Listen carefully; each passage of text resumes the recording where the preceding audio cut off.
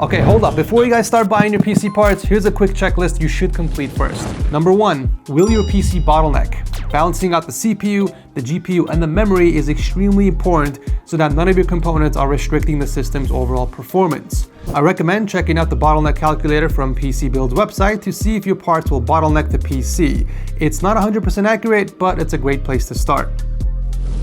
Number 2, is your power supply going to be enough to power all your components? There are tons of calculators online, but the most accurate in my experience is Newegg. Simply plug in your PC parts on here and it will tell you what wattage to go with. Alternatively, you can also use PC Part Picker to figure out the total system draw and then multiply that by 1.2 to figure out what power supply to go with. But the amount of wattage isn't everything. Buying a quality power supply is just as important. I recommend checking out the Cultist PSU tier list where they rank the best quality power supplies all the way to the worst so that you know which one to buy that fits your budget. Number 3, do you have enough RAM? If you're building a PC with a budget of $650 or more, I strongly recommend going with at least 32 gigs of memory to future-proof your system, because there will eventually be new games that come out that will use more than 16 gigs of memory while gaming, and it's just better to be prepared.